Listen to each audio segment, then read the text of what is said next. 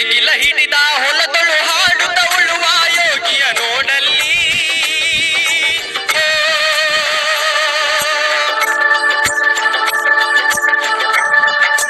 ನೇಗಿಲ ಹಿಡಿದ ಹೊಲದಳು ಹಾಡುತ್ತ ಉಳುವ ಯೋಗಿಯ ನೋಡಲ್ಲಿ.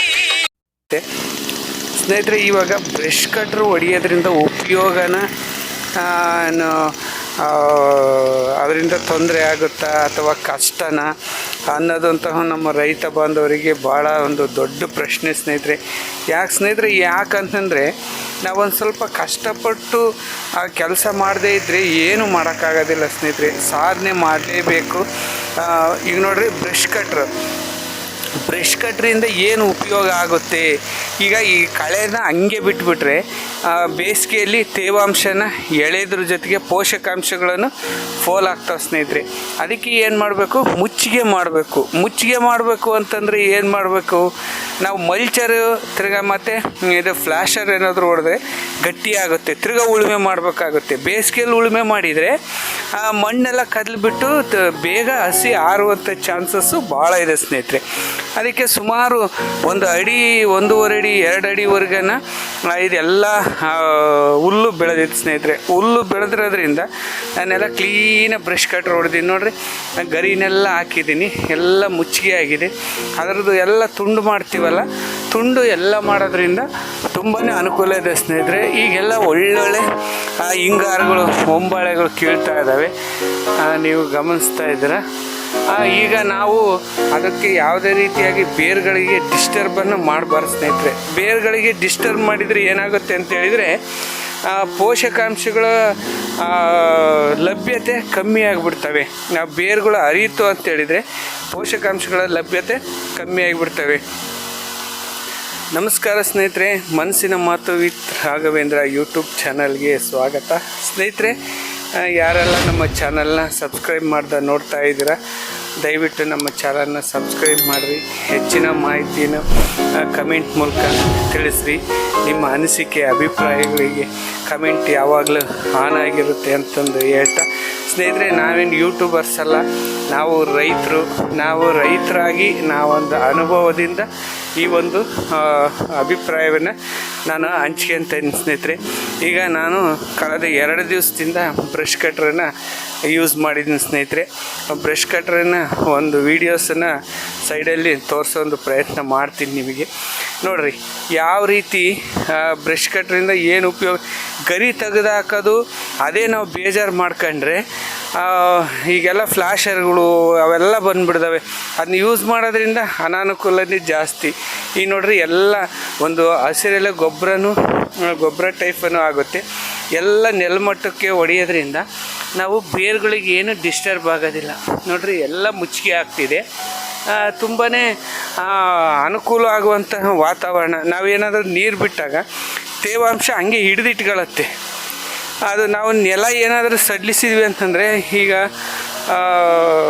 ಎಲ್ಲ ಹಸಿ ವೈಬ್ರೇಟ್ ಆಗಿ ಹೋಗ್ಬಿಡ್ತೈತೆ. ನೋಡಿರಿ, 2-3 ದಿವಸದಿಂದ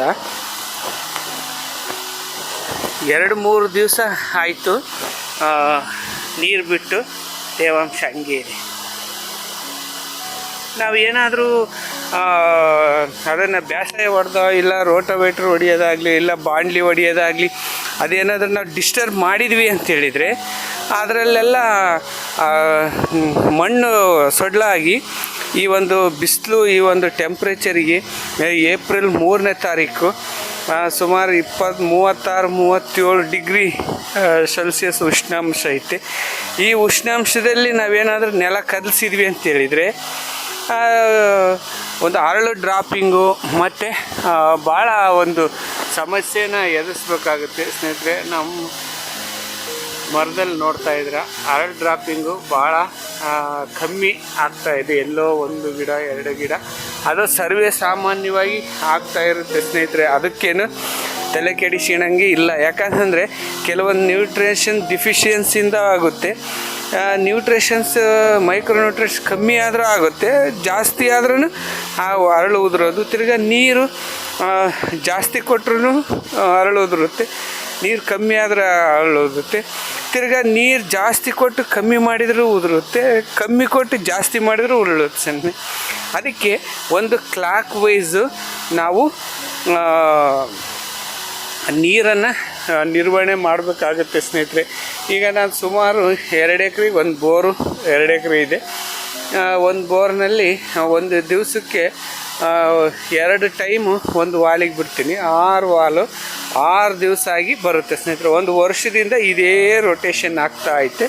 ಗಿಡ ಯಾವುದೇ ರೀತಿಯಾಗಿ ವ್ಯತ್ಯಾಸ ಕಂಡು ಬರ್ತಾ ಇಲ್ಲ. ಅರಳಂತೂ ತುಂಬಾ ಚೆನ್ನಾಗೇ ಇದಾಗ್ತೈತೆ. ಮತ್ತು ನಾನು ಈ ಒಂದು ಪೋಷಕಾಂಶಗಳ ನಿರ್ವಹಣೆಗೆ ಅದಕ್ಕೆಲ್ಲ ಹಲವಾರು ಕ್ರಮಗಳನ್ನು ವೇಸ್ಟ್ ಡಿಕಂಪೋಸಿಂದ ಆಗ್ಬೋದು, ವೆಂಚುರಿ ಮೂಲಕ ಮೈಕ್ರೋನ್ಯೂಟ್ರೆಂಟ್ಸ್ ಬಿಡೋದು, 19 ಬಿಡೋದು, ತಿರ್ಗಿ ಆಮೇಲೆ ಬೇವಿನ ಎಣ್ಣೆ, ಇನ್ನೂ ಮುಂತಾದಂತಹ ಒಂದು ಕ್ರಮಗಳನ್ನು ನಾನು ಅನುಸರಿಸ್ತಾ ಹೋಗ್ತಾ ಇದ್ದೀನಿ. ಅದರಿಂದ ಹೋದ ವರ್ಷ ಆಚೆ ವರ್ಷ 37 ಕ್ವಿಂಟಲ್ ಆಗಿತ್ತು, ಕಳೆದ ವರ್ಷ 120 ಕ್ವಿಂಟಲ್ ಆಯಿತು. ನಾನು ಮತ್ತೆ ಜಾಸ್ತಿ ಖರ್ಚು ಮಾಡೋದ್ರ ಕಡೆಗೆ ಗಮನ ಹರಿಸಲ್ಲ ಸ್ನೇಹಿತರೆ. ನನ್ನ ಉದ್ದೇಶ ಏನಂತಂದರೆ ಕಡಿಮೆ ಖರ್ಚು ಹೆಚ್ಚು ಆದಾಯ ಗಳಿಸ್ಬೇಕು ಅನ್ನೋದು ನಾನು ಒಂದು ಗುರಿ ಇಟ್ಕೊಂಡು ನಾನೊಂದು ಈ ಒಂದು ವ್ಯವಸಾಯನ ಮಾಡ್ತಾ ಇದ್ದೀನಿ. ಅದಕ್ಕೆ ನಿಮಗೆ ಏನಾದರೂ ಟಿಪ್ಸ್ಗಳು ಗೊತ್ತಿದ್ದರೆ, ಮಾರ್ಗಗಳು ಗೊತ್ತಿದ್ದರೆ ಹೇಳ್ರಿ. ನಾವು ಏನಂತಂದರೆ ಸ್ನೇಹಿತರೆ, ಸುಮ್ಮನೆ ಗೊಬ್ಬರ ಹಾಕೋದು ಮುಂದೆ ಸಮಯೋಚಿತವಾಗಿ ನಾವು ಗೊಬ್ಬರಗಳನ್ನು ನಿರ್ವಹಣೆ ಮಾಡಬೇಕು. ನವಂಬರ್ ಡಿಸೆಂಬರ್ನಲ್ಲಿ ಕೊಟ್ಟಿಗೆ ಗೊಬ್ಬರ ಕೊಡ್ತಾರೆ ನಮ್ಮ ರೈತ ಬಾಂಧವರೆಲ್ಲ.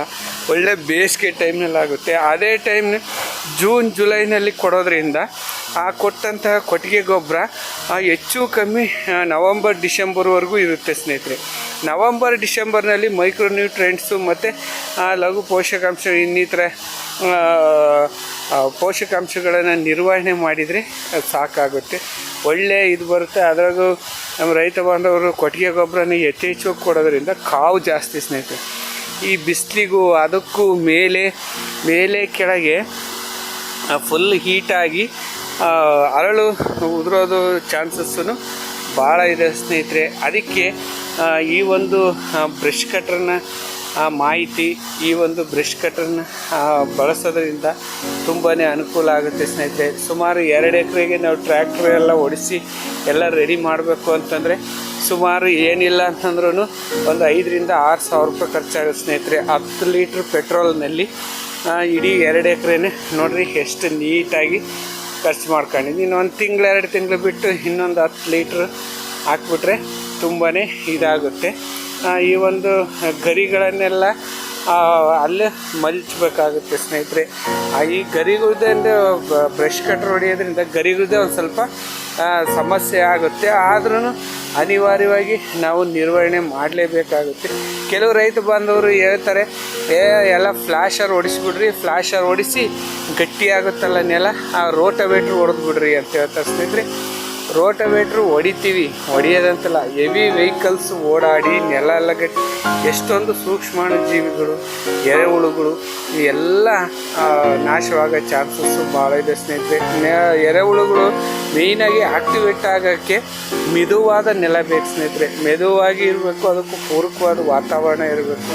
ಗಟ್ಟಿ ಇರೋದಾಗಲಿ, ಅಲ್ಲಿ ಯಾವುದೇ ರೀತಿಯಾಗಲಿ ಹಾರ್ನೆಸ್ ಕಾಣ್ತು ಅಂತಂದರೆ ಅದು ಮೇಲಕ್ಕೆ ಬರೋಕ್ಕೆ ಚಾನ್ಸಸ್ ಇಲ್ಲ. ಮತ್ತು ತಿರ್ಗಿ ಎಲ್ಲ ನಾವು ಕಬ್ಬಣ ಯೂಸ್ ಮಾಡೋದ್ರಿಂದ ಕೆಲವೊಂದು ಸೂಕ್ಷ್ಮಾಣು ಜೀವಿಗಳು, ಮಿತ್ರ ಸೂಕ್ಷ್ಮಾಣು ಜೀವಿಗಳು ನಾಶವಾಗೋದ್ರಿಂದ ನಾವು ಆದಷ್ಟು ಉಳುಮೆಯನ್ನು ಬಿಟ್ಟು ವರ್ಷದಲ್ಲಿ 2 ಸಾರಿ ಉಳುಮೆನ ಮಾಡುವಂತಹ ಒಂದು ಮಾಹಿತಿಯನ್ನು ನೆಕ್ಸ್ಟ್ ವಿಡಿಯೋದಲ್ಲಿ ನಿಮ್ಮೊಟ್ಟಿಗೆ ನಾನು ಶೇರ್ ಮಾಡ್ತೀನಿ ಸ್ನೇಹಿತರೆ. ಯಾರೆಲ್ಲ ನಮ್ಮ ಚಾನಲ್ನ ಸಬ್ಸ್ಕ್ರೈಬ್ ನೋಡ್ಕೊಂತ ದಯವಿಟ್ಟು ನಮ್ಮ ಚಾನಲನ್ನು ಸಬ್ಸ್ಕ್ರೈಬ್ ಮಾಡಿರಿ. ಈ ವಿಡಿಯೋ ಇಷ್ಟ ಆದರೆ ಎಲ್ಲ ರೈತ ಬಾಂಧವರಿಗೂ ವಿಡಿಯೋವನ್ನು ಶೇರ್ ಮಾಡಿರಿ ಸ್ನೇಹಿತರೆ. ಎಲ್ಲರೂ ಬ್ರಷ್ ಕಟ್ರಿಂದ ಹೇಳ್ತಾರೆ ಅಂತಂದೇ ನೀವು ಅಂದ್ಕೊಂಬಾರ್ದು ಸ್ನೇಹಿತರೆ. ಒಬ್ಬೊಬ್ಬರು ರೈತರ ದೃಷ್ಟಿಕೋನ ಒಂದೊಂದು ಥರ ಇರ್ತೈತೆ. ಒಬ್ಬೊಬ್ಬರ ಮಾತು ಒಬ್ಬರು ರೈತರು ಹೇಳೋದು ಇನ್ನೊಬ್ಬರು ರೈತರಿಗೆ ಇಷ್ಟ ಆಗಲ್ಲ, ಇನ್ನೊಬ್ಬರು ರೈತರು ಹೇಳೋದು ಇನ್ನೊಬ್ಬರು ರೈತರಿಗೆ ಇಷ್ಟ ಆಗುತ್ತೆ. ಅದರಿಂದ ವಿಡಿಯೋ ನೋಡಿರಿ. ಇಷ್ಟ ಆಗಲಿಲ್ಲ ಅಂತಂದರೆ ಕ್ಲೋಸ್ ಮಾಡಿರಿ. ಇಷ್ಟ ಆಯಿತು ಅಂತಂದೇಳಿದ್ರೆ ನೀವು ಅಳವಡಿಸ್ಕೊಳ್ರಿ. ಅತಿ ಕಡಿಮೆ ಖರ್ಚಿನಲ್ಲಿ ಹೆಚ್ಚಿನ ಆದಾಯವನ್ನು ಗಳಿಸುವ ಒಂದು ಪ್ರಯತ್ನಕ್ಕೆ ನೀವು ಕೈ ಜೋಡಿಸ್ರಿ ಅಂತಂದು ಹೇಳ್ತಾ ಮಾಹಿತಿ ಸರಿ ತಪ್ಪು ಅನ್ನೋದನ್ನ ಕಮೆಂಟ್ ಮೂಲಕ ತಿಳಿಸ್ರಿ. ನಮಸ್ಕಾರ ರೈತ ಬಾಂಧವರೇ.